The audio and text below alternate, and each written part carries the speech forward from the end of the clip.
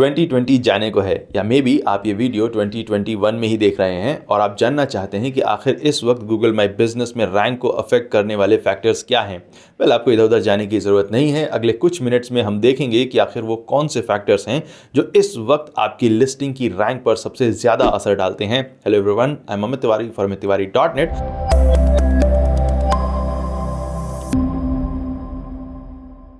और आज हम बात कर रहे हैं जीएमबी के रैंकिंग फैक्टर्स के बारे में जो 2021 में काम कर रहे हैं, काम करेंगे।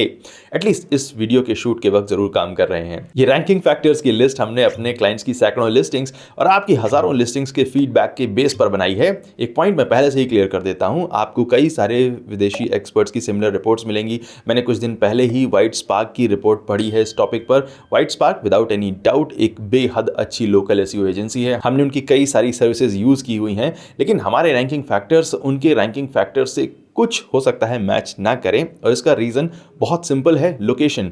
व्हाइट स्पार्क अपने सर्वे कनाडा और यूएस के बिजनेसेस पर करते हैं, उनके बेस पर उनकी रिजल्ट्स होते हैं, और हमारा डाटा इंडियन और मिडिल ईस्ट की लिस्टिंग्स के बेस पर होता है। सो रैंकिंग फैक्टर्स की लिस्ट में आपको कुछ चेंज, कुछ नई एंट्रीज जरूर देखने को मिलेंगी, कुछ एंट्रीज हो सकता है ना देखने को मिले। सो शुरू करते हैं इस लिस्ट को। नंबर 1, लैंडिंग पेज के लिए बैकलिंक्स। जो भी पेज आपकी गूगल माई बिजनेस लिस्टिंग के साथ लिंक है, उसको मिली हुई बैकलिंक्स की क्वालिटी और रेलेवेंसी इस वक्त जीएमबी रैंकिंग का एक बड़ा फैक्टर है। कुछ लिस्टिंग्स के साथ हमने रूट डोमेन और लिंक्ड पेजेस की बैकलिंक के साथ टेस्ट किया 1 महीने तक, और रिजल्ट क्लियर था कि जो पेज लिंक किया हुआ है गूगल माई बिजनेस लिस्टिंग के साथ, उसकी बैकलिंक्स का रैंक पर असर ज्यादा पड़ता है। सो अगर आप एक नई लिस्टिंग और नई वेबसाइट के साथ शुरुआत कर रहे हैं, तो अपने उस पेज को इंडस्ट्री या लोकेशन स्पेसिफिक बैकलिंक्स दिलाने पर फोकस करिए, जिसे आप अपनी गूगल माई बिजनेस लिस्टिंग के साथ लिंक करने वाले हैं। वैसे आप इस फैक्टर को उल्टा करके भी यूज कर सकते हैं। गूगल सर्च कंसोल की लिंक सेक्शन को यूज करके अपने टॉप लिंक्ड पेजेस की लिस्ट निकालिए और देखिए कौन सा पेज सबसे ज्यादा एक्सटर्नली लिंक्ड है, और फिर उस पेज को गूगल माई बिजनेस लिस्टिंग के साथ लिंक कर दीजिए। अगर आप गूगल सर्च कंसोल के लिंक सेक्शन से अच्छी तरह से वाकिफ नहीं है, परिचित नहीं है, तो हमारी गूगल सर्च कंसोल सीरीज के इस पार्ट को देख सकते हैं, जिसमें सिर्फ लिंक्स पर ही फोकस किया गया है। इस वीडियो का लिंक आपको टॉप राइट कॉर्नर में दिखाई दे रहा होगा और इस वीडियो के डिस्क्रिप्शन में भी मिलेगा। नंबर 2, लैंडिंग पेज यूआरएल में कीवर्ड्स। जो भी पेज आपकी गूगल माई बिजनेस लिस्टिंग के साथ लिंक्ड है, उसके यूआरएल में कीवर्ड्स का होना भी एक रैंकिंग फैक्टर है। नाउ अगेन, अगर आपने फर्स्ट पॉइंट को ध्यान से सुना है तो आप समझ चुके होंगे कि लैंडिंग पेज में यूआरएल का मतलब ये नहीं है कि आपको डोमेन नेम ही कीवर्ड के साथ लेना चाहिए। सपोज कि आपकी लिस्टिंग डेंटल बिजनेस के बारे में है और आपका डोमेन है example.com, तो आप इस डोमेन पर एक लैंडिंग पेज बना सकते हैं जिसका यूआरएल कुछ हो सकता है example.com/dentist या example.com/ आपकी सिटी एंड देन /dentist, और इस पेज को गूगल माई बिजनेस लिस्टिंग के साथ आप लिंक कर सकते हैं।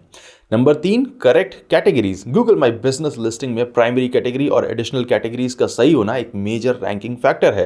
कैटेगरीज पर काफी टाइम पहले हमने एक वीडियो किया था जिसमें मैंने कैटेगरीज के लॉजिक को एक्सप्लेन किया था। प्राइमरी कैटेगरी गूगल को आपकी लिस्टिंग के प्राइमरी एरिया के बारे में बताती है, और एडिशनल कैटेगरी स्पेसिफिक एक्सपर्टीज को बताती हैं। आप सही कैटेगरी को यूज करके बेटर रैंक और ज्यादा ट्रैफिक दोनों गेन कर सकते हैं। Number 4, updated Google my business listing. Complete Google my business profile अभी भी एक बड़ा रैंकिंग फैक्टर है।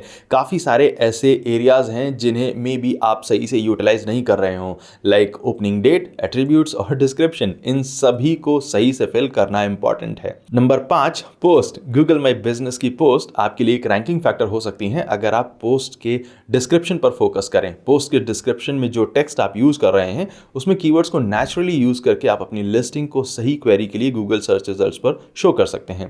पोस्ट के कंटेंट और इवन हैशटैग्स में कीवर्ड्स के थ्रू आप काफी जल्दी लिस्टिंग को एक्स्ट्रा ट्रैफिक दिला सकते हैं, एक्स्ट्रा रैंक गेन कर सकते हैं एग्जैक्ट सर्च क्वेरी के लिए। नंबर 6, रिव्यूज, या स्पेसिफिकली कहें तो रिव्यूज के टेक्स्ट में प्रोडक्ट, सर्विसेज और कीवर्ड्स का होना। बहुत सारे लोग इस बात पर काफी फोकस करते हैं कि कितने ज्यादा रिव्यूज उनके पास हैं या एवरेज स्टार रेटिंग है उनके रिव्यूज की, लेकिन एक्चुअली में रिव्यूज के टेक्स्ट में अगर आपके प्रोडक्ट या सर्विस का नाम नेचुरली यूज़ किया जा रहा है, अगर आपके कीवर्ड्स रिव्यूज़ में नेचुरली यूज़ किए जा रहे हैं तो वो लिस्टिंग की रैंक पर काफ़ी ज़्यादा असर डालते हैं।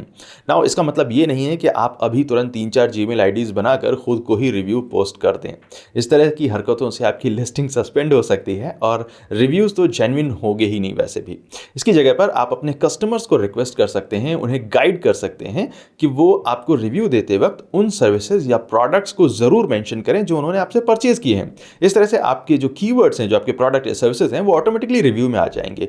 बट ऑलरेडी हिंदी और इंग्लिश दोनों को अच्छी तरीके से समझ सकता है और आपके रिव्यूज़ की लैंग्वेज को समझकर ऑटोमेटिकली आपकी रैंक पर इफेक्ट डालेगा। Number 7, spam removal. ये एक्चुअली में कोई रैंकिंग फैक्टर नहीं है, बट काम वैसे ही करता है। अगर आपकी लोकेशन पर आपकी कीवर्ड के लिए काफ़ी ज़्यादा स्पैम लिस्टिंग्स हैं या ऐसी लिस्टिंग्स हैं जो पॉलिसी वायलेट करके बेटर रैंक गेन कर रही हैं, तो Google my business search results में आपको जो रैंक मिलनी चाहिए वो नहीं मिलेगी, आपको रैंक हासिल करने में प्रॉब्लम होगी। बट इन स्पैम लिस्टिंग्स को हटाना एक्चुअली में उतना मुश्किल नहीं है। हमने इन स्पैम लिस्टिंग्स को हटाने के ऊपर एक वीडियो किया हुआ है जिसमें 3 तरीके काफ़ी डिटेल से बताए गए हैं। इस वीडियो का लिंक अभी आपको टॉप राइट कॉर्नर में दिखाई दे रहा होगा और इस वीडियो के डिस्क्रिप्शन में भी मिलेगा। Number 8, negative review reply. Negative reviews का रिप्लाई ज़रूर करें। ये एक छोटा सा फैक्टर है लेकिन बहुत इंपॉर्टेंट है। मोस्ट कॉमनली लोग नेगेटिव रिव्यूज़ का रिप्लाई देते वक्त पर्सनल हो जाते हैं, जो ना तो आपको रैंकिंग में कोई हेल्प करता है, ना ही आपके रिव्यूज़ को पढ़ रहे लोगों को इम्प्रेस करता है। सिर्फ आप अपना गुस्सा शांत कर लेते हैं, बट गुस्से से आज तक किसी को कुछ मिला है? आपको सिर्फ फॉर्मल सा रिप्लाई करना है रिव्यूज़ का, that we are sorry for your poor experience and will try to improve services. या अगर आपको लगता है कि रिव्यू फेक है तो आप लिख सकते हैं कि sorry but we cannot find your name in our customer record, can you provide more information at this number, और या फिर कुछ ऐसा ही। इससे आपकी लिस्टिंग को देख रहे और रिव्यूज़ को पढ़ रहे लोगों के मन में आपके बिजनेस के लिए एक सुलझी हुई प्रोफेशनल इमेज बनेगी, ना कि चिड़चिड़ाते हुए बच्चे की जो ज़रा सी बुराई सुनकर रोने लगता है, छाती पीटने लगता है। बच्चों की हैबिट होती है कि जब कोई उनसे बड़ा उनकी कमी दिखाता है तो वो रोते हैं, मुंह बनाते हैं और बड़ों की बराबरी करने की कोशिश करते हैं। और बड़े क्या करते हैं? अपना टाइम बचाते हैं, इंपॉर्टेंट काम करते हैं और बच्चों को इग्नोर कर देते हैं। इन 8 इंपॉर्टेंट रैंकिंग फैक्टर्स के अलावा 2 फैक्टर्स ऐसे हैं जिनका असर अब कम हुआ है, इनके बारे में बात कर लेते हैं। नंबर 1 है साइटेशन। इसका गलत मतलब मत समझिएगा, साइटेशन अभी भी बहुत इंपॉर्टेंट है, बट इनकी इंपॉर्टेंस अब 10-15% कुछ कम हुई है और ये 10-15% रिव्यूज़ के कीवर्ड और लैंडिंग पेज के बैकलिंक्स में ट्रांसफ़र हो चुकी हैं। अब साइटेशन की हाई क्वालिटी का होना ज़्यादा ज़रूरी है, वो ज़्यादा काम आता है, बट नॉर्मल वेबसाइट्स पर मिली हुई साइटेशन से कोई खास फ़ायदा नहीं दिखाई दे रहा है। और नंबर 2 है प्रोडक्ट और सर्विसेज। गूगल माई बिजनेस में जो प्रोडक्ट और सर्विसेज सेक्शन है उसके रैंकिंग फैक्टर में इंपॉर्टेंट होने का कोई डायरेक्ट प्रूफ हमें नहीं दिखाई दे रहा है इस वक्त। टेक्निकली ऐसा होना चाहिए कि जो भी प्रोडक्ट या service Google my business listing में दिए हुए हैं वो रैंकिंग फैक्टर को इम्पैक्ट करें, जैसा कि रिव्यूज़ के टेक्स्ट में होता है, लेकिन अनफॉर्चुनेटली ऐसा अभी हो नहीं रहा है। सो अगर आपकी लिस्टिंग अभी नई है तो आप बाकी सारे फैक्टर्स पर तुरंत ध्यान दें और प्रोडक्ट या सर्विसेज को कुछ दिनों के लिए, 1 महीने के लिए, 2 महीने के लिए में भी आप टाल सकते हैं। इन रैंकिंग फैक्टर्स की लिस्ट का ये मतलब नहीं है कि आपको सिर्फ इन पर ही फोकस करना है। अपनी लिस्टिंग को जिंदा इंसान की तरह समझिए। उसे प्रोटीन भी चाहिए, कार्बोहाइड्रेट भी चाहिए, फैट भी चाहिए, विटामिन भी चाहिए, हर एलिमेंट की ज़रूरत है। ये रैंकिंग फैक्टर्स आपको सिर्फ ये बताते हैं कि कौन कौन से वो एलिमेंट्स हैं जिन पर आपको ज़्यादा एफर्ट्स करने की ज़रूरत है, किन फैक्टर्स पर आपको ज़्यादा टाइम देना चाहिए और किन पर कम टाइम देंगे तो भी चल जाएगा। सो आप अपनी लिस्टिंग के प्रमोशन की स्ट्रैटेजी को फाइन ट्यून करिए। मिलता हूँ आपसे अगले वीडियो में जनरल एसईओ के रैंकिंग फैक्टर्स के साथ। Thank you so much for watching this video. My name is Amit Tiwari for AmitTiwari.net and I will see you